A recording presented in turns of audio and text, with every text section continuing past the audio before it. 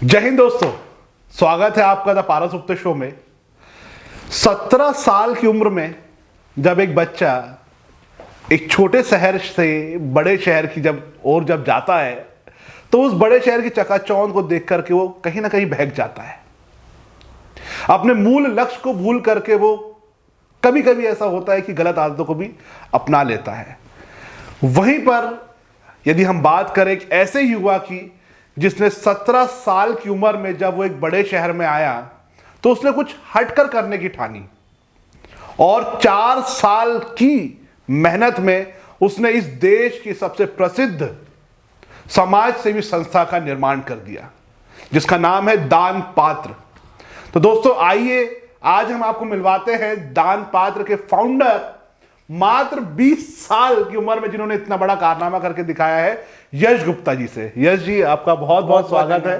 बहुत बहुत धन्यवाद सर, आपने आमंत्रित किया और लोगों को दानपत्र से अवेयर होने के लिए, ताकि दानपत्र की शुरुआत पूरे देश भर में बहुत जल्दी से जल्दी हो और ज़्यादा से ज़्यादा लोगों की, ज़रूरतमंद परिवारों की मदद हम कर पाएँ। बहुत बहुत धन्यवाद यश जी। तो हम सबसे पहले तो जानना चाहते हैं यश भाई आपसे, मैं आपको यश भाई बुला सकता हूँ? बिल्कुल, 100%। तो यश भाई, हम आपसे जानना चाहते हैं कि जो दान पात्र की जो आपने शुरुआत करी, ये कैसे करी? सर, दानपत्र की शुरुआत 2018 में की गई थी। एक शादी में 100 से ज़्यादा लोगों का लगभग खाना बच गया था, जिसमें मतलब जिसका कोई यूज़ नहीं था। कई शादी पार्टी ऐसी होती है जहाँ पे खाना बच जाता है और वो कहीं ना कहीं एक सवाल होता है सभी के मन में भी, इसका क्या किया जाए। तो खाने से लेके दानपत्र के कॉन्सेप्ट की शुरुआत हुई थी, लेकिन कुछ समय बाद ऐसा लगा कि खाना किसी इंसान, एक वक्त का खाना कोई भी इंसान बहुत आराम से जुटा लेता है और ऊपर वाला ईश्वर किसी को भूखा नहीं सोने देता है। तो दान और भी बहुत सारी किसी इंसान की बेसिक नीड्स होती है, जैसे कपड़े, छोटे छोटे बच्चे होते हैं उनके खिलौने से खेलने की उम्र में वो मतलब कमाने निकल जाते हैं, भीख मांगने के लिए निकल जाते हैं कुछ फाइनेंशियल प्रॉब्लम के चलते।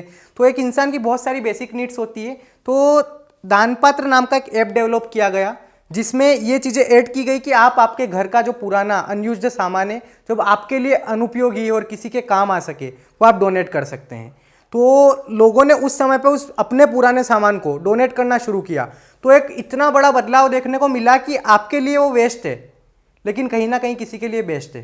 राइट। तो मतलब लोगों की लाइफ में बहुत बड़े बदलाव, लोगों के जो एक्सपेंसेस रहते हैं, मतलब खाने के अलावा बहुत सारे एक्सपेंसेस, ये इंसान मतलब एक लेबर क्लास व्यक्ति की अपन बात करें, लगभग मतलब 7-8 हज़ार रुपये, 10 हज़ार रुपये महीना जो कमाता है, मतलब उनके कहीं एक्सपेंसेस तो निकाल लेता है, मतलब खाना पीना, परिवार का पेट भरना वहाँ तक सफिशिएंट है। लेकिन ये चीज़ें ऐसी है जो इंसान का बजट हिला देती है। छोटे छोटे बच्चे जिनका, जो दूसरे बच्चों को देख के और सोचते हैं कि हम भी काश इन खिलौनों से खेलते हैं, लेकिन हमारे घर में कहीं ना कहीं वो साइड में पड़े होते हैं। तो इस कॉन्सेप्ट को शुरू किया कि आप आपका पुराना सामान दीजिए, इसको हम ज़रूरतमंद लोगों तक पहुँचाएंगे। यश जी, बहुत अच्छी बात है, आप समाज सेवा कर रहे हैं, लेकिन कहीं ना कहीं एक बात जो ना समझ में नहीं आती है कि जैसे हमने शुरुआत में भी कहा कि आपने 17 साल के जब आप थे तब आपने इस चीज़ की शुरुआत करी। इंदौर के पास में मंदसौर से आप बिलोंग करते हैं, तो एक नॉर्मल स्टूडेंट की तरह आप इंदौर आए पढ़ाई करने के लिए, सपने देखने के लिए कि मुझे ये बनना है, वो बनना है ना। तो ये जो इंस्पिरेशन है ना, क्योंकि आजकल समाज सेवा तो एक प्रकार से मतलब आपको अपना समय ही देना है, समाज के लिए देना है। राइट। तो इसकी इंस्पिरेशन कहाँ से आपको मिली इस चीज़ की? सर, इंस्पिरेशन की बात करें तो होता क्या है, जैसे कि मैं इंदौर आया तो इंदौर में मतलब मैंने एक चीज़ देखी कि मतलब बहुत चकाचौंध भरी लाइफ है। मतलब जहाँ से मैं हूँ, सुहासरा से जहाँ से बिलोंग करता हूँ, और वहीं इंदौर आके मैंने देखा तो वहाँ पे क्या, एक किसी के घर पे कोई हादसा हो गया या कुछ भी XYZ हो जाता है तो पूरे मोहल्ले को पता चल जाता है 2 मिनट में। लेकिन इंदौर में अपन आके देखें तो पड़ोसी भी पड़ोसी को नहीं जानता है, और कोई किसी की मदद करने को रेडी नहीं। इंसानियत की बहुत ज़्यादा कमी है। किसी को कोई ज़रूरत हो तो एक बार 10 बार लोग सोचते हैं उनकी मदद करने से पहले। तो ये चीज़ मैंने देखी और एक इंस्पिरेशन मेरे को अपनी लाइफ से बहुत ज़्यादा शिकायत थी, क्योंकि मेरे सपने बहुत बड़े, मतलब चाहे वो फाइनेंशियल किसी भी चीज़ में मेरे सपने बहुत बड़े हैं। तो मेरी लाइफ से मतलब बहुत ज़्यादा शिकायतें थी मेरे को घर वालों से कि आप मेरे को ये नहीं दिलाते हो, बाकी मेरे दोस्तों के पास ये है, या मेरे को भी ये चाहिए। तो उस समय पे कोविड की बात है ये 2020 की, मेरे साथ एक इंसिडेंट हुआ था छोटा सा, मतलब उसने मतलब मेरे लाइफ से सारी शिकायतों को ख़त्म कर दिया था। तो मेरे साथ एक छोटा सा इंसिडेंट हुआ था। एक 7 साल का बच्चा था, मतलब अपन 7 साल क्या उम्र समझ सकते हैं, 7 साल किसको कहते हैं आप भी समझते हैं कि बच्चा कुछ भी नहीं, मतलब वो उस समय पे तो उसके 3 छोटे छोटे भाई बहन, 7 साल के उसके, उससे 3 छोटे छोटे भाई बहन, और उसके मम्मी पापा उसको छोड़ चुके थे, और वो उसकी बुजुर्ग दादी के साथ रहता था। और मैंने उससे बैठ के कुछ समय बातचीत की, तो उस बच्चे ने मेरे को बताया कि मतलब वो अपने 3 छोटे छोटे भाई बहन को संभालता है और अपनी दादी का भी पालन पोषण करता है। बातचीत के दौरान ये मतलब मेरे को क्लियर हुआ उससे कि यार वो अपनी लाइफ में इतना छोटा है, वो जीने की उम्मीद रख रहा है, इतनी परेशानियां होने के बाद भी वो जीने की उम्मीद रख रहा है, और मैं हर समय शिकायत कि ये नहीं है वो नहीं है, तो ये क्या है। ऐसे मेरे जैसे कई लोग होंगे जो अपनी लाइफ से बहुत ज़्यादा शिकायत करते हैं। बिल्कुल। तो मेरे को उस मंजर ने खामोश कर दिया कि यार मैं अपनी लाइफ में कुछ करूँगा। लोगों के पास कुछ नहीं होते हुए भी वो जीने की उम्मीद रख रहे हैं, और यहाँ छोटे छोटे मतलब युवा जो है वो जेई नीट की प्रिपरेशन कर रहे हैं और उनसे क्लियर नहीं हो रही है, या पढ़ाई के फ्रस्ट्रेशन में सुसाइड अटेम्प्ट कर लेते हैं, या अलग ही देवदास बन जाते हैं, अलग ही वे में मतलब अलग ही जीवन चल रहा है उनका। तो उस समय पे मेरे को उस बच्चे से मोटिवेशन मिला कि इसके पास कुछ नहीं है, फिर भी ये सोच रहा है कि मैं कुछ कर सकता हूँ, तो मेरे पास तो इतना अच्छा कॉन्सेप्ट है दान पात्र। तो उस समय क्या हुआ, हमने उसको पुराने कपड़े ये सब चीज़ें मतलब कलेक्ट करके और उस बच्चे को दी। तो मतलब वो फटे कपड़े पहन के घूम रहा था, और उससे मैंने पूछा कि आप कैसे अपने परिवार का, तो वो एक गैरेज पे काम करता था, 70 रुपये सप्ताह के मिलते थे उसको, और वो आटा वाटा लाता था। और पूरा मतलब उसका मोटिवेशन देख के मैं तो मतलब मेरा दिमाग हिल गया कि ये पॉसिबल ही नहीं है कि उसकी लाइफ में इतना मोटिवेशन, कुछ नहीं होने के बाद भी माँ बाप ने छोड़ दिया, फिर भी 70 रुपए सप्ताह के क्या भरण पोषण वो करता होगा, और किस प्रकार से अपने 7 साल के मतलब भाई बहन को कैसे संभालता होगा। वाकई में बहुत बड़ा तीन मतलब एक तो 2-3 साल की, 5 साल की, मतलब लगभग यही एज ग्रुप के थे वो सब। तो मतलब मेरे को बहुत ज़्यादा, और उसकी दादी ऊपर से फिर बुजुर्ग, मम्मी पापा छोड़ चुके हैं। तो उस समय पे मैं मेरी लाइफ से क्या शिकायत करता। उसके बाद से आज दिन तक मैंने मेरे परिवार को ये भी नहीं बोला है कि मेरी लाइफ में प्रॉब्लम है। बिल्कुल सही बात। और मैं सब युवाओं को भी यही संदेश देना चाहूंगा कि आपके पास जो है ना उसमें आप बहुत कुछ कर सकते हो, शिकायतें मत रखो। बिल्कुल, ये एक वो जो कहते हैं ना कि यार जो ईश्वर ने दिया है और जो आपके माँ बाप आपके लिए कर रहे हैं वो सबसे बेस्ट कर रहे हैं, है ना। तो इसको लेके कभी शिकायतें नहीं करना चाहिए आपने।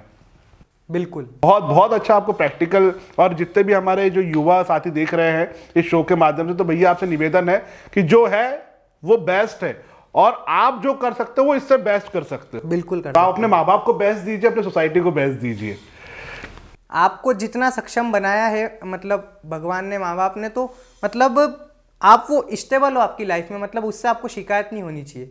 शिकायत उस बच्चे ने मेरे से एक नहीं करी कि मेरी लाइफ में प्रॉब्लम है, उसने नाम नहीं लिया, उसने मेरे को बिल्कुल फॉर्मल वे में बताया कि नहीं, मैं कमा के लाता हूँ और आटा दाल चावल खरीद लेता हूँ और आराम से हम खाते हैं। देखिए यश भाई, ये आपका बहुत अच्छा, आपने इंस्पिरेशनल वाली स्टोरी बताई कि वो बच्चे से आपको इंस्पिरेशन मिला।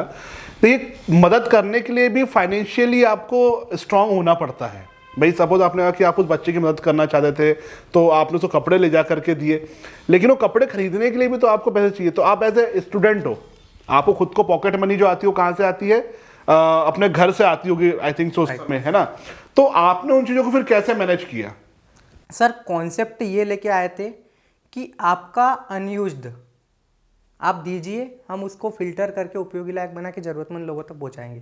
तो उस समय पे तो एक्सपेंसेस का इतना नीड नहीं था कि मतलब बहुत ज़्यादा हमको फाइनेंशियल प्रॉब्लम चले, क्योंकि तो कहाँ से अरेंज करें फिर? जैसे यदि हम पहले प्रोजेक्ट की आपकी बात करें कि भाई जिस बच्चे को आपको देना था, या जो, तो पहले प्रोजेक्ट की कैसे शुरुआत करी आपने? किन से मांगे कपड़े, या कहाँ से आपने अरेंज करा? सोसाइटीज, कॉलोनीज बहुत सारी है। आप कहीं पे जाके बोलोगे कि आपके घर पे कोई पुराना सामान है क्या, तो कोई भी इंसान आपको मना नहीं करेगा। तो आप स्वयं गया मांगने के लिए कॉलोनी? बिल्कुल। और वहां से फिर आपने लेकर के यहाँ पर आए? बिल्कुल। तो कुछ लोगों को उस समय फ्रेंड सर्कल को जोड़ना स्टार्ट किया, आसपास के कुछ लोगों को। तो उन लोगों का भी कुछ समय बाद इंटरेस्ट कम दिखने लगा, मतलब इतना उनको भी इंटरेस्ट नहीं आया कि इससे किसी की ज़िंदगी में क्या ही बदलाव आएगा। लेकिन जो मैंने पर्सनली फील किया था उस समय पे कि क्या बदलाव आ रहा है, क्योंकि मैंने उनको जब सामान दिया ना, उनको आटा दाल चावल दिए और ये सब कपड़े वगैरह दिए, तो मतलब उनकी खुशी का कोई जवाब नहीं था। उनने सोचा कि हम 1 महीने तक आराम से, मतलब मैंने सोचा कि यार ऐसे कई लोग होंगे जो इन प्रॉब्लम्स को लेके परेशान रहते हैं, तो अपन उनकी लाइफ में बहुत बड़ा बदलाव ला सकते हैं कहीं ना कहीं। यश भाई, ये तो आपने बताया कि दान पात्र की शुरुआत कैसे हुई।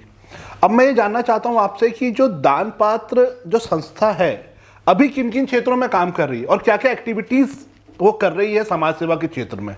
जी, दान पात्र जो है वो जैसा कि मैंने आपको बताया कि अनयूज्ड सामान को यूजेबल बना के वो ज़रूरतमंद लोगों तक पहुंचाती है, जिससे उन लोगों के काफ़ी एक्सपेंसेस कम होते हैं और अपनी लाइफ को सर्वाइव कर पाते हैं बहुत अच्छे तरीके से। इसके अलावा छोटे छोटे बच्चे होते हैं जो मतलब पढ़ने लिखने की उम्र में भीख मांगने के लिए निकल जाते हैं या कई प्रकार के नशे करते हैं, वो बहुत सारे माँ बाप के दबाव में भी करते हैं और खूब मतलब उनको मतलब आदत सी हो जाती है। तो एजुकेशन के कॉन्सेप्ट पे भी दान पात्र वर्क कर रहा है। मतलब जो बच्चे उन लोगों को पढ़ाते हैं, दान पात्र के वॉलंटियर्स स्लम एरियाज़ में जाते हैं, वहाँ पे उन बच्चों से मिलते हैं, बातचीत करते हैं। एक पढ़ाई में क्या होता है ना सर, ABCD अनाराम ये पढ़ा दिया है, सब ठीक है, मतलब इसके अलावा भी बहुत सारी चीज़ें होती है, जैसे कि बच्चों को अच्छे संस्कार मिले। उन लोगों से उन चीज़ों से निकालने के लिए बच्चों को अच्छे संस्कार की आवश्यकता होती है कि उनको जब अच्छी परवरिश मिलेगी, उनके लाइफ में वो क्या करते हैं स्टूडेंट्स, हमारी नॉर्मल लाइफ में हम क्या करते हैं, उन लोगों को हमारी दिनचर्या बताएंगे और बहुत सारी चीज़ें हम उनसे शेयर करेंगे, तो वो भी अपनी लाइफ में धीरे धीरे कुछ अपनाएंगे, लेकिन अपनाएंगे।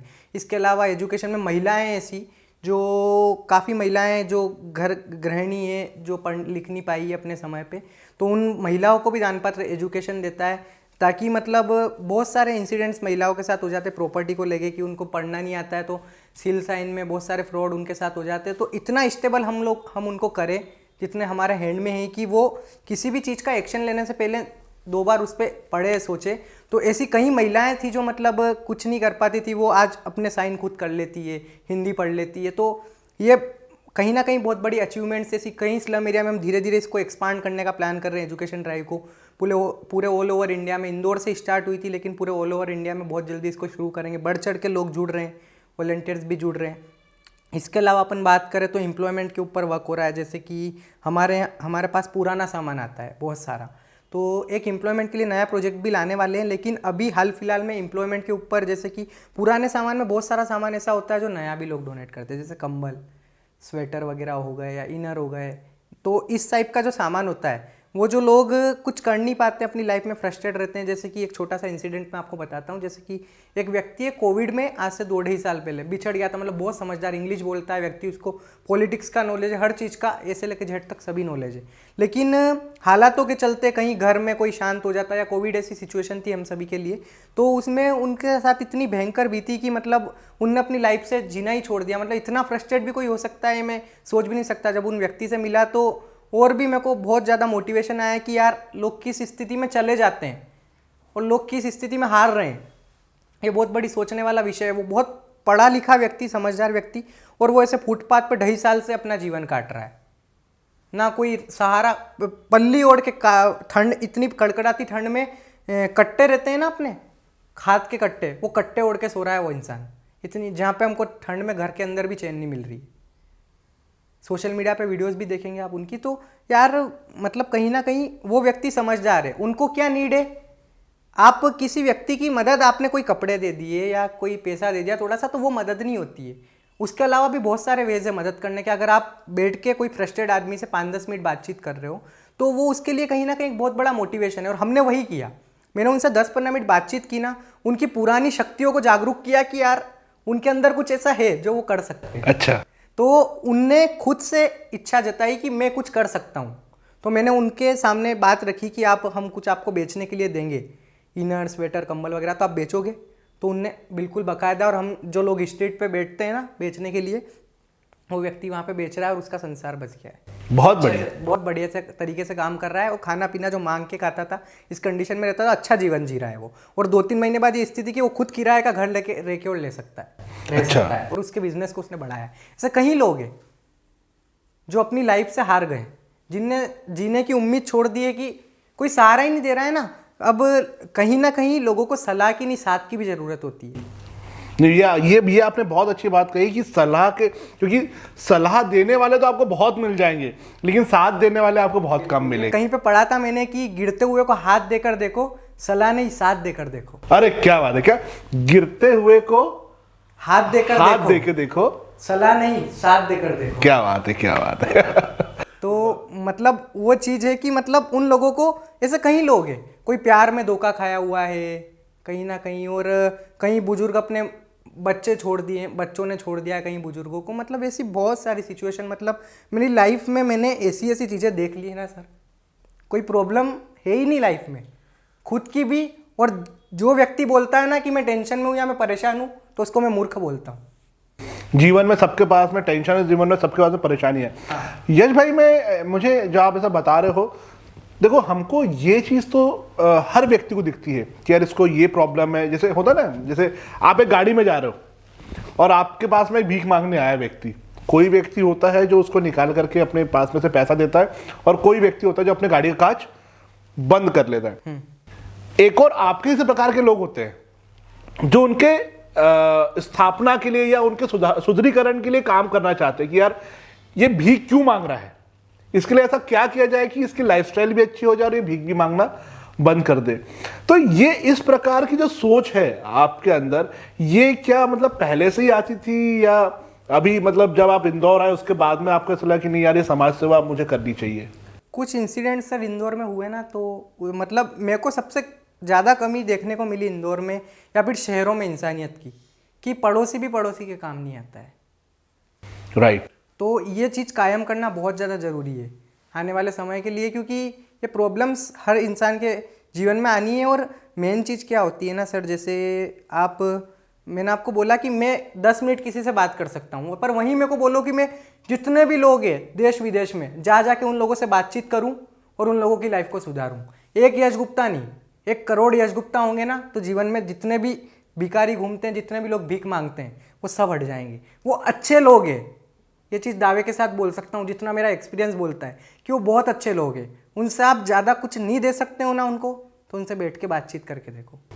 ये बिल्कुल आपने बहुत अच्छी बात कही कि लोग जो होते हैं ना, वो हालात, मतलब लोगों को बुरा जो है उनका व्यवहार नहीं, हालात और मजबूरियां भी कई बार उनको बुरा बनने पर मजबूर कर देती है। क्योंकि मेरे खुद के साथ इंसिडेंट है ना, मतलब मैं खुद ऐसा पर्सन हूँ कि एक समय पे मैं भी हार के बैठ गया था कि यार लाइफ क्या है, रोज की भागा दौड़ी, घर वाले भी यही करते आ रहे हैं शुरू से, अपन भी यही करेंगे, मतलब लाइफ क्या है, थोड़ा बहुत घूम फिर लिए वापस वही सुबह से शाम धंधा पानी करो, पर नहीं। अच्छा, ये मतलब मेरे ना बार बार मन में ये सवाल निकल करके आ रहा है, और शायद जितने भी यंगस्टर्स ये चीज़ देख रहे होंगे, क्योंकि क्या होता है आप लोग की जो उम्र है अभी, यू आर मतलब I think so you are 20 year old है ना, 20 साल के हो आप। अभी की उम्र में तो क्या बोलते हो, तो कौन सी KTM बाइक चाहिए और पीछे बैठने वाली चाहिए, है ना, और इंदौर की सड़कों पे या अपने शहर की सड़कों में घूमने के लिए चाहिए। तो नॉर्मल व्यक्ति की जगह आप जो इस प्रकार की जो चीज़ें कर रहे हो, तो एक बहुत बड़ा डिफरेंस है यश गुप्ता को और नॉर्मल एक जो व्यक्ति उसके बीच में आता है। तो आपका मन नहीं करता ये सब करने के लिए? सर क्या है ना, शौक हर इंसान के होते हैं, आप शौक रखो, मैं वो चीज़ नहीं बोल रहा हूँ, मेरे भी बहुत सारे शौक है, बड़े बड़े शौक है, लेकिन क्या है कि मतलब युवाओं को इस चीज़ से जुड़ना इसलिए ज़रूरी हो गया है, इसलिए जुड़ना चाहिए कि हर चीज़ इतनी आनंद फानन में नहीं हो जाती है कि आपने सोचा और हो गई, आपको उस चीज़ के लिए मेहनत करनी पड़ेगी। और सबसे ज़्यादा कोई चीज़ आजकल मार रही है युवाओं को, तो वो फ्रस्ट्रेशन और कंपटीशन है। अच्छा। कि हर इंसान एक दूसरे से कंपटीशन करने में लगा है कि कोई किसी की सफलता नहीं देख सकता है, तो उस चीज़ को सिर्फ एक ही चीज़ सही डायरेक्शन में ला सकती है, वो जो लोग परेशान है, जो दुखी है, उन लोगों से आप बातचीत करो। नहीं, ये आपके अंदर का हो गया। हाँ। मतलब मैं आपको इसमें बोलना चाह रहा था कि ये तो आपको दिखता है कि मतलब आपका नजरिया है कि यार ये दुखी व्यक्ति है ना, मतलब वो होता है ना कि एक कोई भिखारी दिख रहा है, एक लड़के को, आपकी जनरेशन के एक लड़के को भिखारी दिख रहा है, और एक को उसी के बाजू में चलता हुआ कोई सुंदर व्यक्ति दिख रहा है ना। तो मैं ये पूछना चाह रहा था कि चूंकि हर एक जो नौजवान है वो आगे बढ़ना चाहता है, अपने जीवन में कुछ करना चाहता है, तो ये जो आपको लोगों से जो अलग कर रही है बात, है ना, तो भाई होता होगा आपके अंदर भी इच्छा होती है कि यार मैं भी जाऊं, घूमूं, दोस्तों के साथ चिल आउट करूं, तो वो समय आप अपना समाज सेवा में लगा रहे हो, है ना। तो इन चीज़ों को आप कैसे मैनेज करते हो? क्या आपने ऐसा सोच लिया कि यार करना ही नहीं मेरे को ये सब चीज़ें? सर बात ये है कि मेरा ये अनुभव कहता है कि सबसे बड़ी चीज़ है ना इस दुनिया में, पैसे से भी बढ़ के और हर चीज़ से बढ़ के, वो है एक्सपीरियंस, अनुभव। और वो जिस इंसान को होता है वो जीवन में सब कुछ कर सकता है, चाहे वो पैसा कमाना हो, चाहे वो समाज सेवा करनी हो, चाहे कुछ भी करना हो। आपको एक्सपीरियंस चाहिए लाइफ में, और एक्सपीरियंस कहाँ से मिलेगा? जब आप लोगों से मिलोगे। राइट। आप आपकी उम्र के लोगों से मिलोगे, या दोस्ती यारी में अपन बातचीत कर रहे हैं तो क्या बातें करेंगे अपन? फॉर्मल बिल्कुल, कि क्या है, कॉलेज जा रहा कि नहीं जा रहा, ये वो कहीं भी कैफे गया था कि नहीं गया था, उसमें गया था, वहाँ ये डांस पार्टी थी, पब गया था, बाहर गया था, ये सब चीज़ें। लेकिन उसके अलावा भी वो सब चीज़ें गलत नहीं है। चलो ठीक है, आप सब कर रहे हो अपनी लाइफ में, सब करो, कोई फ़र्क नहीं, हर चीज़ का एक्सपीरियंस लो, लेकिन कुछ और हटके भी करो। सिर्फ आप वो मत करो। मेरा कहने का मतलब ये, आप अपना कुछ समय यहाँ पे भी दो। तो आप ये मत समझो यहाँ पे टाइम वेस्ट हो रहा है, आपका टाइम यहाँ पर यूटिलाइज हो रहा है। अच्छा सर, इसमें जैसे हम कोई भी यदि एनजीओ हम बिल्डअप करते हैं तो सबसे पहले ट्रस्ट बिल्डिंग की प्रॉब्लम हमारे पास में आती है। लोग, हम यदि किसी से दान भी हम मांगने जा रहे हैं तो वो हमारे पर विश्वास नहीं कर पाते कि सही जगह जा रहा है या नहीं जा रहा है। तो ऐसे में आपको कितनी कठिनाइयों का सामना करना पड़ा अपने जो दान पात्र है उसकी ट्रस्ट बिल्डिंग करने के लिए? सर प्रॉब्लम्स की बात करें तो बहुत सारी फेस की है। मतलब देखा जाए तो ट्रस्ट बिल्डिंग किसी भी चीज़ के लिए, भले वो कोई भी एनजीओ या कोई भी ब्रांड हो, ट्रस्ट बिल्डिंग बहुत बड़ा फैक्ट होता है कि लोग उसके ऊपर भरोसा कैसे करें। तो लोगों के कई अजीब अजीब सवाल भी आते थे उस समय कि आप हमारा पुराना सामान ले जाके बेच तो नहीं दोगे, या क्या करोगे उससे किसी की कैसे ज़िंदगी बदल सकती है, या इस टाइप के बहुत ऊटपटांग सवाल कि मतलब जो दिल में भी बुरे लगते थे कि अपन अच्छे मन से कर रहे हैं तो लोगों को प्रोत्साहन करना चाहिए कुछ समय। लेकिन उस चीज़ को प्रूव करने के लिए मैंने सिर्फ एक ही रास्ता अपनाया कि लोगों की ज़रूरतों को बताओ कि उसके बिना उनका जीवन चल सकता है, और फोटो वीडियो बनाना शुरू किया कि आपका जो पुराना सामान है वो हमने यहाँ पे डोनेट किया है, और उसके बाकायदा फोटो वीडियो जो उस यूज़र को पहुँचाना शुरू किया जिसने वो डोनेट किया है। तो वहाँ पे ट्रस्ट बिल्डिंग हुई। बहुत समय लगा इस चीज़ में, कहीं बातों के लोगों को, मतलब यहाँ पे मैं इसलिए भी टाइट हुआ कि दुनिया के बोलने से आप आपका कर्म करो, ईश्वर देख रहा है, सबसे बड़ा है वो। तो ऐसे क्या कुछ ऐसे जो शुरुआती दौर में क्या होता है कि हमको किसी के सहारे की भी ज़रूरत पड़ती है। अब चूंकि अभी मैंने देखा कि आपके इंस्टाग्राम पे भी आपको ब्लू टिक मिला हुआ है, मतलब आपके जो दान पात्र संस्था है उसके पेज पर भी ब्लू टिक है, आपकी पर्सनल आईडी के ऊपर भी ब्लू टिक है। तो आजकल लोग तो मतलब एक बोलना चाहिए कि मरे के जितने होते हैं हमारी भाषा में यदि कहा जाए, है ना। तो जैसे इतनी पॉपुलर आपकी संस्था हो चुकी है, लेकिन शुरुआत तो एक से हुई होगी। जो यदि हम बात करें आज से 2018 में आपकी संस्था की शुरुआत हुई थी, तो उस समय आपकी कितने लोगों की टीम थी और आज कितने लोगों की टीम है जो आपकी अभी भी मदद करती है इस संस्था में कार्य करने के लिए? सर उस समय पे मैंने पर्सनली मतलब एक इंसान को फ़ोन लगाया। मतलब वो कंडीशन थी कि कोई एकदम से समझ नहीं पा रहा था मेरे मोटिव को, मेरे इंटेंशन को, सब। मतलब आप समझते हैं कि युवाओं की एकदम से आप जब सक्सेसफुल हो जाओ तो आपके पीछे दुनिया चलती है, लेकिन शुरुआत में कोई साथ नहीं देता है। और वो मेरे लिए बहुत बड़ा फेस था और मेरे को उससे लड़ना था। अगर मैं वहाँ पे हार जाता ना तो मैं लाइफ से भी हार जाता। फिर मैं सोचता कि नहीं यार, तो मैंने उस चीज़ से लड़ा। मैं कंटिन्यू, मतलब मैंने पर्सनली लोगों को टच करना शुरू किया, इंस्टाग्राम पे वीडियोस डालना शुरू किया। तो कुछ लोगों ने एकाध बार शेयर किया, लेकिन फिर उसके बाद जुड़े नहीं। और मैंने ये सोचा कि आपके आसपास वाला जो एटमॉस्फेयर है, आसपास वाले लोग हैं, वो आपका साथ कभी नहीं देंगे। ये मेरा पर्सनल एक्सपीरियंस है कि आपके रिश्तेदार, नातेदार या आपके फ्रेंड सर्कल जो आपके क्लोज है, वो आपका कभी साथ नहीं देंगे जीवन में। नहीं, इसके बीच ना यश भाई एक चीज़ मैंने और देखी है, होता क्या है ना कि जैसे आप किसी के पास आइडिया लेके जाओ तो ना उतना वेटेज नहीं मिलता है। जैसे अब आप ही, जैसे आपका कोई दोस्त है, ठीक है, आप उसके पास लेके गए, भाई ये मेरा आइडिया है, या भाई मैं ऐसा कुछ करना चाहता हूँ, तो वो कहीं ना कहीं ये सोचता अरे यार ये तो यश है, क्या कर लेगा, ये इससे आइडिया में कोई ऐसा दम नहीं है। जबकि वही आइडिया यदि उसके पास कोई दूसरा व्यक्ति लेकर के आएगा तो उसको लगेगा नहीं यार इस आइडिया में दम है। तो कहीं ना कहीं इस चीज़ का हमारे समाज के अंदर ना बहुत एक नेगेटिव पॉइंट आता है। बहुत अच्छे आइडिया इस चक्कर में कहीं ना कहीं रह जाते हैं। सक्सेसफुल लोगों की बात को सुना जाता है, राइट, कहने का मतलब। हाँ बिल्कुल सही कहा आपने, राइट जी। तो सक्सेसफुल लोगों की बातों को सुना जाता है ना, तो इसलिए मैं भी उसी वे में निकला कि अब मेरे को सक्सेसफुल होना है, मेरे को उस लायक बनना है कि लोग मेरी सुने, लोग मुझसे इंस्पायर हो। और बहुत मेहनत करी, मतलब रात दिन भिड़ा रहा एक ही चीज़ के पीछे कि नहीं इसको कुछ करना है। और कोविड एक ऐसा चीज़ आ गई थी जहाँ पे कॉलेज का भी कोई लोड नहीं था और किसी भी चीज़ का कोई लोड नहीं, घर में बैठे हुए थे। तो उस चीज़ के ऊपर बहुत मेहनत करी मैंने।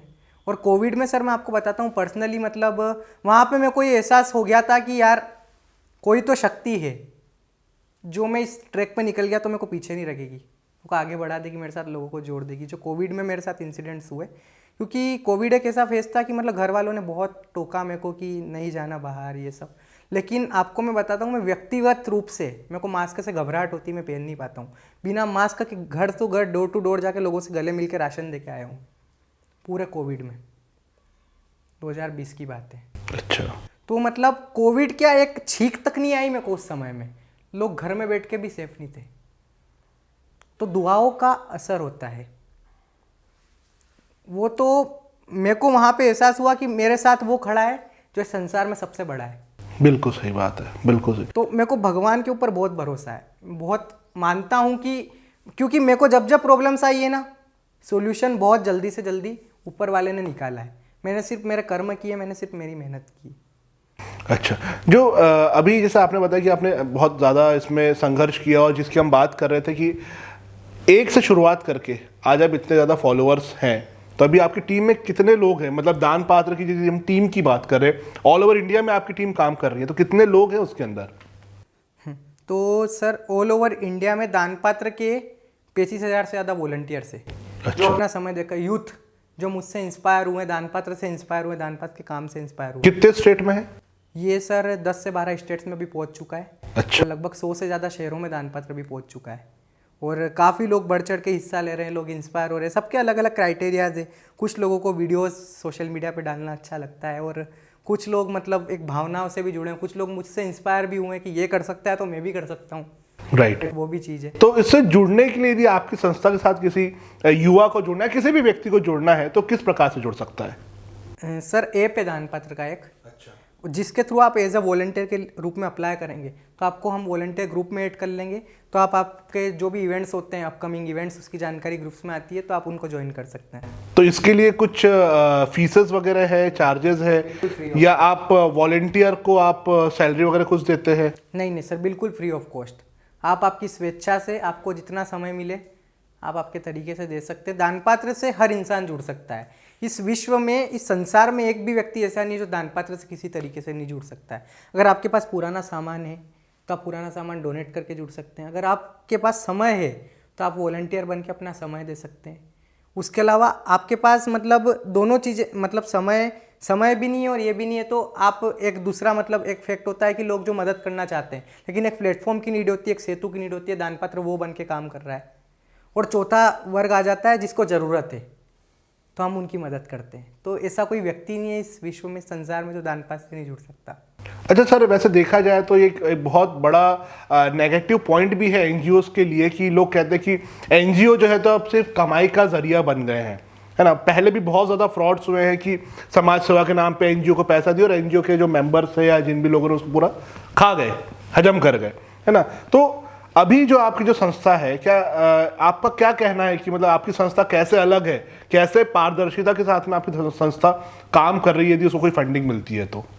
हाँ, तो पारदर्शिता के साथ सर, हम जो भी हमारे पास सामान आता है या जो भी चीज़ें हमारे पास आती है, उसको बाकायदा सोशल मीडिया के थ्रू, वीडियोस के थ्रू उसको शो करते हैं कि आपका सामान हमने यहाँ पहुँचा है। कोई यूज़र हमसे उठा के सवाल भी पूछता है कि हमारा सामान आपने कहाँ दिया है, तो हम बाकायदा उनको बताते हैं उस चीज़ के बारे में। अच्छा, मतलब जिससे लिया उसको पूरी की पूरी आप इन्फॉर्मेशन प्रोवाइड करते हैं। अगर वो पूछता है तो बाकी सोशल मीडिया पे सभी वीडियोस अपलोड होती है, इसके थ्रू वो पता कर सकते हैं। आपको सर किसी प्रकार की कोई गवर्नमेंट फंडिंग भी अभी मिल रही है कि आपके एनजीओ को? गवर्नमेंट फंडिंग कुछ नहीं है अभी। हमने क्राउड फंडिंग स्टार्ट की लास्ट 2-3 मंथ से, कि जो लोग अपनी स्वेच्छा से कुछ अमाउंट डोनेट करना चाहे तो बाकायदा बिल्कुल कर सकते हैं। तो सर मतलब मुझे नाम बहुत सुंदर लगा दान पात्र का, तो ये दान पात्र नाम क्या आप ही ने रखा, कैसे आया ये नाम रखने का? तो सर ऐसा कोई खास लॉजिक नहीं है। मतलब ओवरऑल क्या है ना, मतलब मेरा ये था कि लोगों को नाम से ही क्लियर हो कि कुछ, मतलब जिससे लोगों को मतलब एक नाम से ही क्लियर हो जाए कि हाँ, इसमें अपन कुछ दान कर सकते हैं। जैसे कि मंदिरों में दान पात्र लगे होते हैं, दान पेटियाँ लगी होती है, तो लोगों को क्लियर है वो। तो ये हमने अपने अनयूज्ड मटेरियल का दान पात्र बनाया है। अच्छा। कि ऐसा कोई इसके पीछे खास लॉजिक नहीं है, लेकिन हाँ, मतलब लोगों को नाम सुनते ही क्लियर हो जाता है कि हमको कुछ दान करना है या हमको कुछ लेना है। यश भाई, मैंने एक चीज़ देखी कि आपके सोशल मीडिया के ऊपर वीडियोस बहुत ज़्यादा वायरल है और आप पे काफ़ी ज़्यादा उसमें फॉलोअर्स भी है, और आजकल तो बिल्कुल भीड़ लगी रहती है कि यार किससे कितने फॉलोअर्स है, कितने व्यूज़ आ रहे हैं, कितने लाइक्स, कितने कमेंट्स आ रहे हैं। लेकिन मैंने एक चीज और देखी है कि आपके जो वीडियोस हैं वो कई लोग ने और आपके दान पात्र के नाम से पेजेस बना रखे हैं और उसके ऊपर वही कंटेंट वो उठा करके डाल देते हैं। और अचरज की बात यह है कि उनके फॉलोअर्स और उनके व्यूज आपसे कहीं ज्यादा आते हैं। तो मेरे ख्याल से ये तो एक प्रकार का फ्रॉड हुआ, यदि कोई आपका कंटेंट चोरी कर रहा है तो आपका इस बारे में क्या कहना है? सर कहना मतलब कोई दिक्कत नहीं, इंसानियत फैला रहे हैं वो लोग भी, दान पत्र को और आगे बढ़ा रहे हैं, कोई दिक्कत नहीं, लोगों तक और अच्छा मैसेज जा रहा है कि वो करे। लेकिन ये चीज़ असल में बहुत सही बात आपने कही कि मतलब दान पात्र के पेज से ज़्यादा वो जो कंटेंट डालना शुरू कर किया है, जिनने कॉपी किया है, उनके मिलियंस में फॉलोअर चले गए, किसी के 500K प्लस हो गए। तो इसके ऊपर मेरा एक ही ख्याल है कि ठीक है, अवेयरनेस हो रही है, कि इंसानियत फैल रही है और कहीं ना कहीं इंस्टा एक ऐसा प्लेटफॉर्म हो गया आजकल जिससे लोगों को रोजगार भी मिल रहा है। राइट। तो अगर मेरे कंटेंट से किसी के वो पेज पे फॉलोअर्स बढ़ रहे हैं तो कहीं ना कहीं उन लोगों को एक पेड प्रमोशन या इस प्रकार की चीज़ें मिलती है, तो एक और दान पात्र की हेल्प हो गई उस तरीके से देखा जाए तो वो भी एक अच्छा पॉइंट है। और इसमें मेरा ये भी है कि अच्छी बातें हो रहा है तो, और एक चीज़ मैंने कहीं पे पढ़ी थी कि नाराज़ ना होना ये सोचकर कि ना काम तेरा और नाम किसी और का हो रहा है। अच्छा, क्या बात है। क्योंकि रुई और घी सदियों से जलते आ रहे हैं, लेकिन लोग कहते हैं कि दिया जल रहा है। तो एक बार फिर से क्या क्या कहा आपने? नाराज न होना ये सोचकर कि काम तेरा और नाम किसी और का हो रहा है, क्योंकि रुई और घी सदियों से जलते आ रहे हैं, लेकिन लोग फिर भी कहते हैं कि दिया जल रहा है। क्या बात है, क्या बात है, क्या तो बहुत ही। लोगों को रोजगार मिल रहा है और लोग काफ़ी अच्छे मतलब लोग इससे पेड प्रमोशंस भी लेते हैं और काफ़ी अच्छे लेवल पे, तो कोई दिक्कत नहीं है। मकसद एक ही है कि लोगों की मदद हो किसी भी तरीके से। मतलब जो लोग आजकल कॉपीराइट के लिए इधर उधर माथापच्ची कर रहे हैं, तो उसमें आपने कितना अच्छा पॉइंट आपने ढूंढा कि अरे यार प्रमोशन आपका भी तो वही है उद्देश्य कि दान पात्र के उद्देश्य का प्रमोशन होना चाहिए, इंसानियत फैले, इंसानियत फैलना चाहिए, चाहे आप फैलाओ, चाहे आपके वीडियोस के माध्यम से चाहे कोई और व्यक्ति फैलाए। बिल्कुल सर, आज दान पात्र इतना बड़ा सक्सेस ब्रांड बन चुका है, सक्सेस एनजीओ बन चुका है। सर, इसके अचीवमेंट्स के बारे में, इसकी सक्सेस के बारे में आप हमें बताइए। सर, दान पात्र की सक्सेस के बारे में बताऊं मैं तो सबसे बड़ी अचीवमेंट दान पात्र की मैं आपको बताता हूं। आज से 2 से 3 महीने पहले दान पात्र सिर्फ इंदौर भेजता, इंदौर में ज़रूरतमंद लोगों की मदद करता था। लेकिन सबसे बड़ी अचीवमेंट मेरे लिए सबसे बड़ा सवाल था कि मैं इसको और क्षेत्रों में और शहरों में कैसे ले जाऊंगा, बहुत बड़ा सवाल था। लेकिन एक सोशल मीडिया के साथ से और इतना प्लेटफॉर्म मिला है, उसका सदुपयोग करें, क्योंकि कई लोग उसका दुरुपयोग भी करते हैं, और सदुपयोग करें उसका तो एक देश में बहुत बड़ी मिसाल कायम कर सकते हैं और कई लोगों के जीवन में बहुत बड़ा बदलाव ला सकते हैं। कई लोग रोजगार भी मिल रहा है, कई लोगों को बहुत अच्छी बात है। तो अपने अपने शहरों में दान पात्र को लोगों ने शुरू करना स्टार्ट किया और आज 100 से ज़्यादा शहरों में दान पात्र सक्सेसफुली वर्क कर रहा है, लोगों की हेल्प कर रहा है। कई राज्य उसमें कवर हो चुके हैं और ये सबसे बड़ी अचीवमेंट है, क्योंकि मेरे लिए सबसे बड़ा चैलेंज था कि मैं इसको अदर शहरों में कैसे ले जाऊंगा। और वर्ल्ड रिकॉर्ड में दान पात्र का नाम कायम हो चुका है। एक ही दिन में 2,51,000 लोगों की मदद करने के उपलक्ष्य में दान पात्र का नाम वर्ल्ड बुक ऑफ रिकॉर्ड में दर्ज किया गया। अच्छा, क्या किया था सर आपने उसमें? उसमें सर अपने घर का अनुपयोगी सामान, दिवाली का हमारा कैंपेन था, एक मिशन था, क्योंकि दिवाली के दौरान हम सब बहुत ही हर्ष और उल्लास से दिवाली मनाते हैं। लेकिन ये चीज़ मैंने फील की कि उन लोगों के जीवन में मतलब हम लोगों की दिवाली कहाँ सिमट कर रह जाती, नए कपड़े पहनो ये सब, लेकिन वो लोग भी इन चीज़ों को कर सकते हैं, क्योंकि हम दिवाली पे नए कपड़े खरीदते हैं तो पुराने सब साइड में रख देते हैं। और हमने वो कलेक्ट करके लोगों तक पहुँचाया तो उनकी दिवाली बहुत ही कुशलतापूर्वक मनी। तो हमारा लक्ष्य था कि इंदौर और आसपास के क्षेत्रों में उस समय दान पात्र काम करता था, और हमने आसपास के सभी धार, पीतमपुर वगैरह, ये राऊ, देवास, इन सभी क्षेत्रों में एक ही दिन में 2,51,000 लोगों की मदद करी थी। 2,51,000 लोगों तक नए कपड़े पहुंचाए थे ताकि वो दिवाली मना सके। नए कपड़े मतलब सॉरी मतलब आपका अनयूज्ड, लेकिन उनके लिए तो सर, उनके लिए तो नए हैं। बिल्कुल। तो मतलब आपने उनकी भी दिवाली मचा दी, मतलब मना दी। तो उसी उपलक्ष्य में वर्ल्ड रिकॉर्ड में दान पात्र का नाम कायम हुआ था। यश भाई, मैंने अभी आपसे इंटरव्यू के दौरान जो मैंने आपसे बातचीत करी तो मैंने देखा कि आपका ईश्वर में बहुत भरोसा है, आप ईश्वर में बहुत विश्वास रखते हैं। और आजकल देखा जाए तो जो नव युवा पीढ़ी है, यहाँ बहुत सारे लोगों का ईश्वर से धीरे धीरे विश्वास उठता जा रहा है। तो आपकी जो सोच है इसके बारे में आप क्या कहना चाहते हैं? सर, इसमें सबसे बड़ा इंसिडेंट मेरे साथ बताता हूँ कि मतलब मेरा इसलिए भी सबसे ज़्यादा भरोसा है कि मेरे पास प्रॉब्लम्स ज़्यादा देर तक टिकती नहीं है। अच्छा, प्रॉब्लम ज़्यादा देर तक नहीं टिकती है मेरे पास, मतलब जैसे ही आती है और मैं सोचता हूँ कि कुछ इसका निवारण हो, और कुछ समय में उसका निवारण हो जाता है, भले वो कितनी भी बड़ी प्रॉब्लम्स हो। आप भी समझ सकते हैं, इतनी बड़ी ऑर्गेनाइजेशन बनाई है तो आज मतलब कितने चैलेंजेस आए होंगे, क्योंकि मेरी एज भी बहुत कम है और अनुभव भी बहुत कम रहा है, लेकिन धीरे धीरे लोगों से बातचीत करने के बाद, लोगों से मिलने के बाद सब चीज़ें कवर अप हुई है। लेकिन मेरा इसलिए सबसे ज़्यादा भरोसा है कि प्रॉब्लम्स हाथों हाथ सॉर्ट हो जाती है और दुआओं का बहुत बड़ा असर होता है लोगों के जीवन में, मतलब अच्छे कर्मों का फल मिलता है। और सबसे मेन जैसे कि आपका ही मान लो कोई अच्छा इंसिडेंट आपके साथ हुआ तो आप सोचते होंगे कि यार ये कैसे हो गया, तो दुआओं का बहुत बड़ा योगदान होता है। मतलब आपने कुछ अच्छे कर्म किए होंगे, उसका फल आपको एकदम से मिला, एक मिरेकल होता है आपके साथ कि ये पॉसिबल नहीं था लेकिन हो गया, तो वहाँ पे आपके कुछ अच्छे कर्मों का। और जो इंसान मतलब एक्सीडेंटल केस हो जाते हैं कहीं, इसमें दो बिल्कुल सेम पोजीशन में बैठे होते हैं, लेकिन एक इंसान की मृत्यु हो जाती है, एक इंसान बच जाता है, उसको खरोच भी नहीं आती है, तो वो आपके कर्मों का बहुत बड़ा योगदान होता है। क्योंकि आजकल क्या है ना, नरक में हाउसफुल हो गया है, जगह नहीं बची है। नरक में जगह नहीं बची है ना, तो यहीं के यहीं चुकाना है। भगवान ने बोल दिया कि कितनों को झेलूंगा मैं, क्योंकि इतने खोटे कर्म करने वाले पैदा हो गए धरती पे कि किस किस को झेलूंगा मैं। तो यहीं पे हिसाब किताब हो जाता है आजकल। तो आपको कर्मों का भुगतना ही है 100%। तो आप काम अच्छे करो, आप सब अच्छा कर रहे हो, बस किसी को पीड़ा या किसी को दुख पहुंचा के आप कोई काम मत करो। ऐसा काम मत करो जिससे किसी और को दुख हो। सर, यदि कोई व्यक्ति आपकी संस्था में दान देना चाहता है या तो ऐप के माध्यम से ही दान दे सकता है?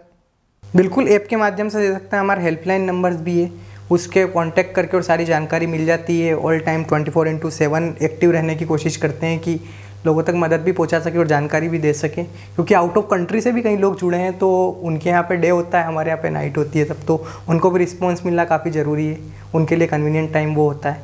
तो हेल्पलाइन नंबर से, उसके अलावा सोशल मीडिया के थ्रू लोग जुड़ते हैं। सबसे ज़्यादा सोशल मीडिया पे क्वेरीज आती है तो उसके थ्रू जुड़ते हैं। हर तरीके से दान पात्र से जुड़ सकते हैं।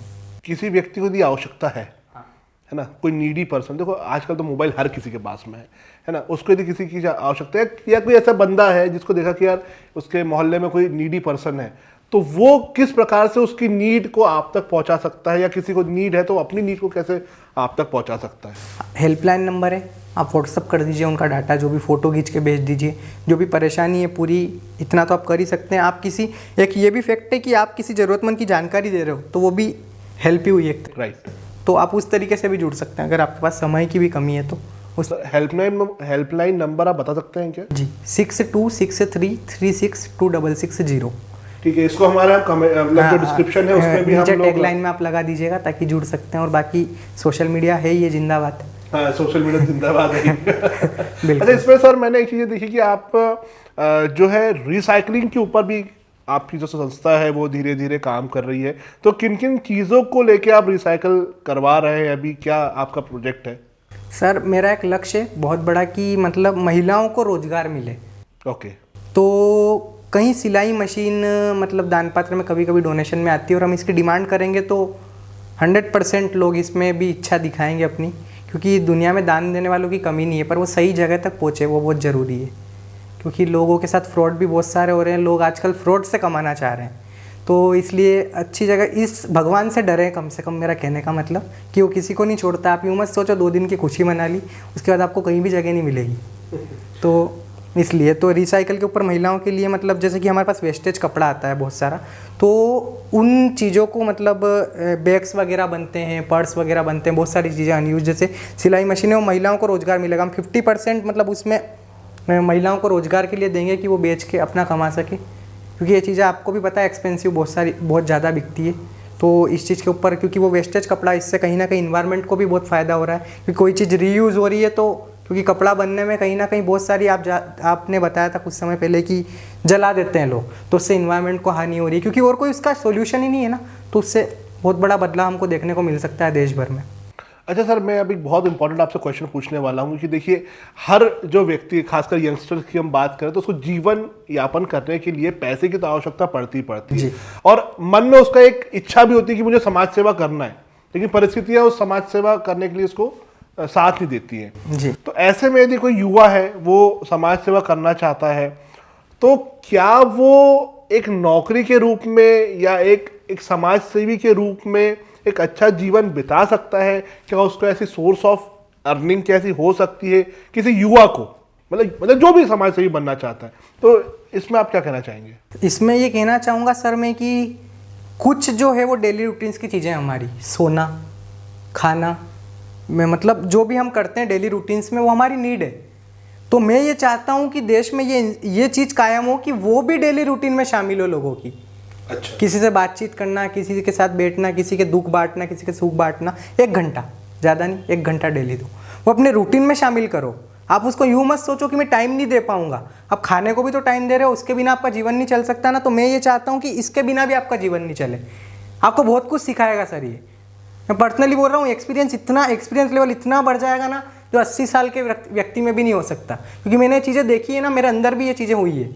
मेरे साथ भी कोई आके बैठता है ना आजकल ऑफिस में, तो बोलता है बेटा पापा को बुलाओ, राइट। लेकिन मैं ही बुलाता हूँ उनको बातचीत करने के लिए, क्योंकि वो बोलते हैं पापा को बुलाओ, लेकिन मैं ही बातचीत करता हूँ। और वो मेरे से बात करते हैं तो वो बोल के जाते हैं कि सर, ये बहुत बड़ा फ़र्क है। बहुत बड़ा फ़र्क है। तो मतलब एक्सपीरियंस मेरा बहुत ज़्यादा बड़ा है इन चीज़ों को लेके।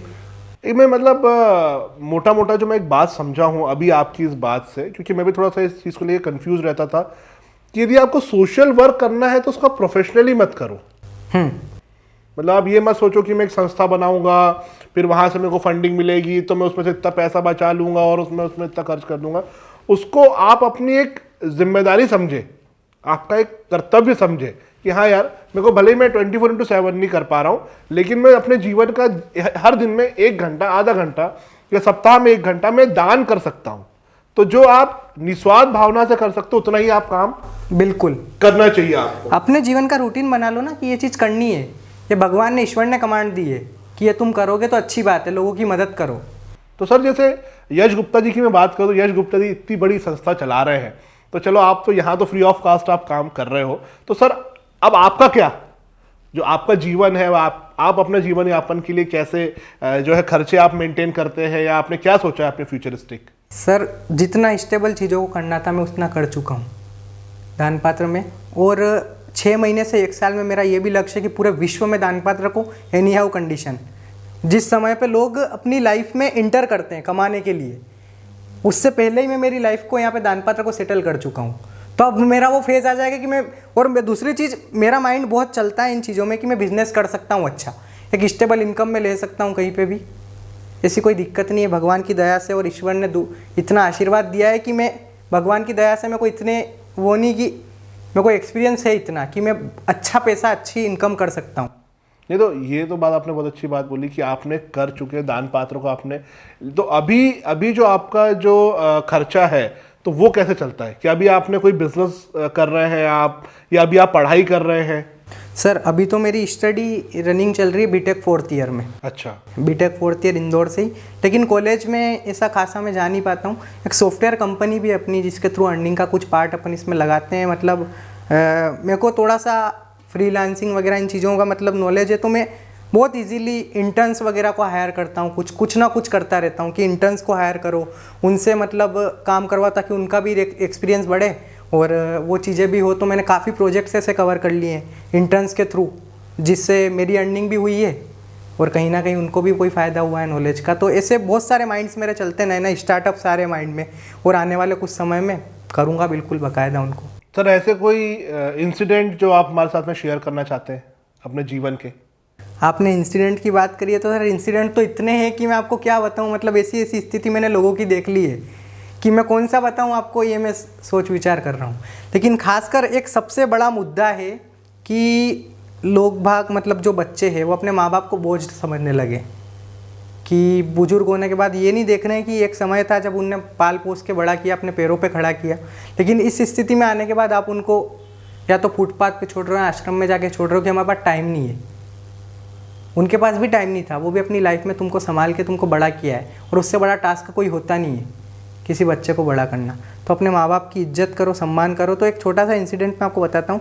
9 बच्चे का पिता है, 9 बच्चे 9 बच्चों का पिता फुटपाथ पे रहता है, पैर पूरा सड़ा हुआ है, कीड़े पड़े हुए हैं बालों में, मतलब इतनी बुरी कंडीशन में, और 9 ही बच्चे उनके इर्द गिर्द रह रहे हैं। लेकिन पिता को देख के शर्म नहीं है कि किस स्थिति में हमारा बाप पड़ा हुआ है, शर्म आनी चाहिए। उनने मेरे को बताया कि यार ऐसी स्थिति में मैं जीता हूँ, तो मन तो ऐसा किया, पर क्या मैंने उनकी मदद की, उनसे बातचीत की, तो इतने बड़े बड़े पैर में कीड़े, बाल में कीड़े, फुटपाथ पे सो रहे, ठंडी गर्मी, कुछ नहीं, खाने पीने के कोई ठिकाने नहीं, कभी मिल रहा है कभी नहीं मिल रहा है, और 3-4 दिन से बुखार में, इतने तेज बुखार। ऐसा क्यों छोड़ दिया उनके घर वालों ने? अरे भले कोई भी सिचुएशन हो, इतना उनने बताया नहीं, लेकिन कोई भी सिचुएशन हो, लेकिन पिता को ऐसे थोड़ी कोई छोड़ता है क्या? अब ईश्वर ने ऐसे लोगों के लिए कौन सा नरक बनाया ये तो मुझे नहीं पता। लेकिन एक चीज़ और मैं आपको बताता हूँ, मतलब इसमें एक चीज़ और है कि मैंने कहानी सुनी थी कहीं कि एक बेटा होता है और मतलब 3 लोग रहते हैं, बहू, बेटा और पिता, और 3-4 लोग घर में रहते हैं, उनका बच्चा भी रहता है। तो मतलब वो बहू जो रहती है वो बार बार उसके मतलब उसके पति को टॉनिक करती है कि आपके पिताजी ऐसा वैसा, मतलब इनको कहीं छोड़ दो, आश्रम में छोड़ दो, ऐसा वैसा। तो 2-4 साल वो शादी के बीत जाते हैं, वो बार बार बोलती है, लेकिन 5 साल एक बार उसने स्ट्रिक्टली बोल दिया कि अब या तो मैं या फिर ये। तो वो अपने पिता को जंगल में छोड़ने के लिए चला गया, पुत्र। तो उसके पिता रोने लगे और उनने बोला कि आज से कुछ सालों पहले मैं भी अपने पिता को यहीं पे छोड़ने के लिए आया था। अच्छा। और ये कर्मों का फल मिल रहा है। तो उन लोगों ने भी कहीं ना कहीं कर्म किए होंगे, वो आप दोहराओ मत। वो जो 9 बच्चों के पिता है वो पूछेगा, अपने बच्चे उनसे पूछेंगे कि दादाजी कहाँ हैं, तो शर्म आएगी तुमको बोलते हुए कि हमने वहाँ फुटपाथ पे छोड़ दिया। फिर क्या झूठ क्या बोलोगे, ये बताओ मेरे को, कि हमने फुटपाथ पे छोड़ दिया? शोभा देगा? शर्म आनी चाहिए ऐसे लोगों को। जो अपने माँ बाप की सेवा नहीं कर सकता, जो इज्जत नहीं कर सकता ना, वो जीवन में कभी बरकत नहीं कर सकता। यश भाई, पता है इसमें मैं एक बात करना चाहता हूँ कि आजकल जो ट्रेंड चल रहा है ना, एक न्यूक्लियर फैमिली का। बच्चा छोटे शहर से पढ़ा, बड़े शहर में फिर हायर स्टडीज़ के लिए गया, और उसके बाद में वहीं पर वो कुछ ना कुछ जॉब देख करके और वहीं पर वो सेटल हो जाता है। शादी, जैसे खासकर भी देखा जाए तो सॉफ्टवेयर कंपनीज में जिनकी जो जॉब चल रही है, तो शादी के बाद सेम स्ट्रीम की लड़की के साथ में शादी कर लेते हैं। अच्छी बात है, तरक्की। लेकिन पीछे छूट जाते हैं कहीं ना कहीं उनके माँ बाप, जो बेचारे गांव में रह रहे हैं, जो चाहते थे कि हम अपने पोता पोती का चेहरा, जो एक इंडियन कल्चर के हिसाब से अपनी जो मेंटेलिटी है, तो इतना बड़ा करने के बाद भी यदि उन माँ बाप का सपना यदि अधूरा रह गया, तो ऐसी तरक्की मुझे ऐसा लगता है कि शायद उतनी फ्रूटफुल नहीं है। और इस मामले में किसान को मैंने देखा कि किसान जो है ना, वो अपना व्यवसाय भी करता, मतलब एक प्रकार से खेती भी करता है, एक ऐसा प्रोफेशन जहां उसके माँ बाप भी वही हैं, उसके माँ बाप के दोस्त भी वही हैं, मतलब पहले से उस गांव में, उस कम्युनिटी में रह रहा है, सेम कम्युनिटी है, एजुकेशन भी मिल रहा है, अपने ही बच्चों को देख रहा है, दूसरों को भी आगे बढ़ा रहा है। तो ऐसे लोग जो विदेश जाके बस जाते हैं या किसी बड़े शहर में जाके बस जाते हैं ना, तो उनके माँ बाप के लिए बहुत दिल दुखता है।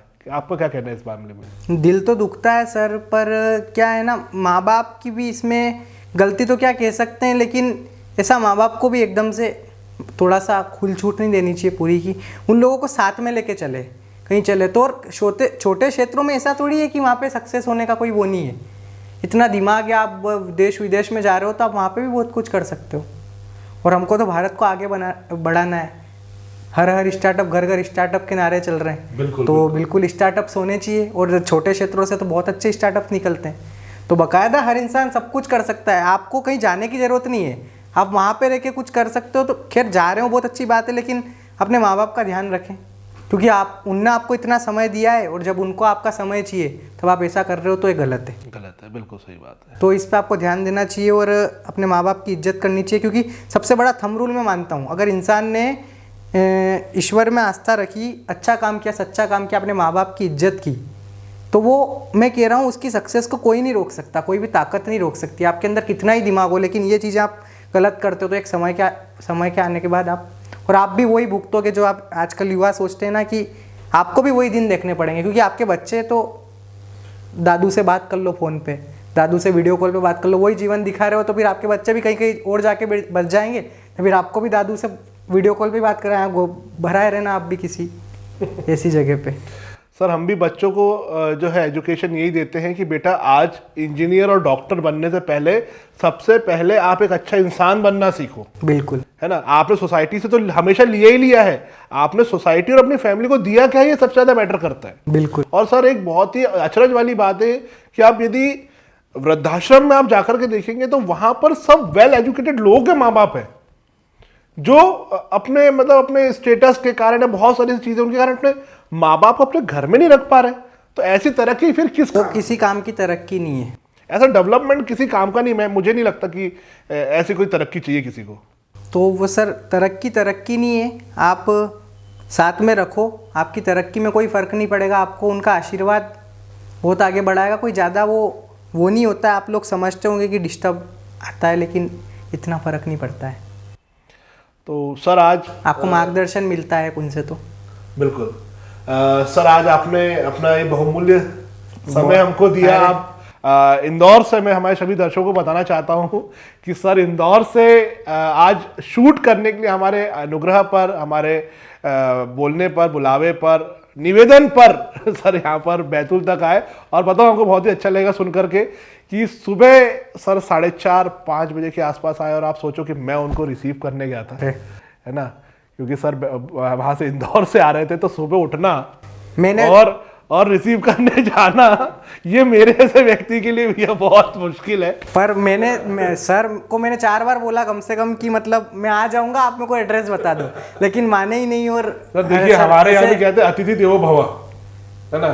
तो अभी आप कहीं घूम जाते, है ना, वैसे इतने स्मार्ट, टॉल, हैंडसम हो, कोई किडनैप कर लेता तो हम क्या करते हैं उसमें? कोई बात नहीं। मैं हमेशा से बोलता हूँ ना, ईश्वर है मेरे साथ। ईश्वर है मेरे साथ वो खड़ा है जो इस संसार में सबसे बड़ा है। तो मेरे को उस चीज़ की कोई चिंता नहीं है। तो दोस्तों, सर आज हमारे बीच में आए, तो इसके लिए मैं आपका बहुत बहुत धन्यवाद देना चाहता हूँ। और ये जो हमारा एक बहुत ही अच्छा शानदार सेशन रहा, और आपने सभी के लिए एक मैसेज दिया, सभी को अच्छी अच्छी बातें बताई, अपने दान पात्र, इतनी बड़ी संस्था आपने खड़ी करी। हम चाहते हैं कि आगे भी संस्था आपकी बहुत ज़्यादा तरक्की करे। लेकिन जितने भी युवा, क्योंकि मैंने देखा आपके साथ में युवा इतने सारे जुड़े हैं, तो सर इस जो हमारा शो है द पारस गुप्ता शो, जिसमें हम एजुकेशन और एम्प्लॉयमेंट की बात करते आ रहे हैं हमेशा से, युवाओं को हमारे चैनल के माध्यम से हम आपसे निवेदन करते हैं कि अपनी तरफ से आप उनको एक बहुत अच्छा सुझाव प्रदान करें। जी, तो मैं युवाओं को खासकर यही मैसेज देना चाहूँगा कि आप अच्छे कर्म करें। आपके जीवन की सफलता में कर्मों का बहुत बड़ा योगदान है, तो आप अच्छे कर्म करें। और एक चीज़ मैंने कहीं पे पढ़ी थी या सुनी थी कि जब किसी ज़रूरतमंद की आवाज़ आप तक पहुँचे, तो आप ईश्वर का सहृदय धन्यवाद, आभार करना कि आपने उनने आपको इस श्रेणी में लाया है। नहीं तो वो तो अकेला ही सबके लिए काफ़ी है, उसको आपकी ज़रूरत थोड़ी है। वो आप लकी है कि उसने आपको किसी की मदद करने के लिए चुना है। तो आप लोगों की मदद ज़रूर करें, जितने लोगों की मदद करें ये उतना अच्छा। और अपने माँ बाप का, अपने रिश्तेदारों का, अपने बुजुर्गों का सम्मान करें। इसमें छोटा बड़ा ना देखें कि उसके पास कम पैसे, ज़्यादा पैसे या इस टाइप की चीज़ें। हर इंसान होता है, खाली हाथ आया है, खाली हाथ जाएगा। तो मेनली बस सबकी रिस्पेक्ट करें और धर्म में श्रद्धा, भगवान में श्रद्धा रखें, तो सब अच्छा होगा। उसके अलावा सफलता तो सफल तो सभी है। ईश्वर किसी को भूखा नहीं सोने देता है, वो तो सभी जीवन जी रहे हैं। तो मेन मैसेज यही है। और आपका भी बहुत बहुत धन्यवाद कि आपने आमंत्रित किया। और इतने, और मेरा लक्ष्य तो सर यही है कि देश के युवाओं में वापस से इंसानियत कायम हो, और ये गलत कल्चर में जा रहे हैं ना, ये चीज़ छूटे और अच्छे कामों को करें। तो सर मैं सभी युवाओं को और सभी देशवासियों को एक ही संदेश देना चाहता हूँ कि जब किसी ज़रूरतमंद की आवाज़ आप तक पहुँचे, तो आप भगवान का सहृदय धन्यवाद अदा करना कि उसने अपने बंदे की मदद के लिए आपको चुना है। नहीं तो वो तो अकेला ही, पूरे सबके लिए अकेला ही काफ़ी है। और इसी के साथ आप सभी का बहुत बहुत धन्यवाद। और जुड़ें, दान पात्र से जुड़ें, ऐसी संस्थाओं से जुड़ें। और किसी से नहीं जुड़ पाए तो लोगों की मदद ज़रूर करें, दिल से बहुत सुकून मिलेगा, बहुत अच्छा लगेगा। बहुत बहुत धन्यवाद सर, आपका बहुत बहुत सहृदय आभार व्यक्त करता हूँ कि आपने इन्वाइट किया। आपने भी अपना इतना कीमती समय दिया, आपके बारे में काफ़ी कुछ जानने को मिला, तो काफ़ी अच्छा लगा। बहुत बहुत धन्यवाद यश भाई। और मैं चाहता हूं कि हमारे जितने भी युवा हैं वो आपसे इंस्पिरेशन ले, और आपके जैसा आपका जो उद्देश्य है, एक नहीं करोड़ों जो है यश गुप्ता हमारे इस देश को, हमारी इस दुनिया को मिले। बिल्कुल। तो आपका भी इस बैतूल आने में और हमारे शो पर आने के लिए मैं बहुत बहुत तहे दिल से धन्यवाद देता हूं। बहुत बहुत धन्यवाद सर। और हाँ, एक आपसे मैं वादा भी लूंगा, जो हम हमारे सभी गेस्ट से लेते हैं, कि भैया जब भी हमको ज़रूरत पड़ेगी, जब भी हमको करियर गाइडेंस की ज़रूरत पड़ेगी, यदि किसी हमारे युवा को कोई प्रश्न सवाल आपसे पूछना है ना, तो सर आपको हमारे लिए हमेशा समय निकालने का प्रयास करें। 100% सर, एनी टाइम। आप लोग तो बस याद कीजिए, एनी टाइम। ठीक है ना सर, ठीक बहुत है, बहुत बहुत धन्यवाद धन्यवाद जी, sir. Okay, thank you. Thank you. तो दोस्तों, आज हमने आपकी मुलाकात कराई दानपात्र के फाउंडर, 20 साल की उम्र में कीर्तिमान खड़ा करने वाले हमारे भाई यश गुप्ता जी से। यदि आप उनसे कोई सवाल पूछना चाहते हैं तो आप कमेंट बॉक्स में कमेंट करके पूछ सकते हैं, या उनकी जो इंस्टाग्राम प्रोफाइल्स हैं और जो उनके कॉन्टैक्ट्स हैं उसके ऊपर आप जाकर के उनसे सवाल पूछ सकते हैं, जिसके हम डिस्क्रिप्शन में हम डिटेल्स हम आपको दे देंगे।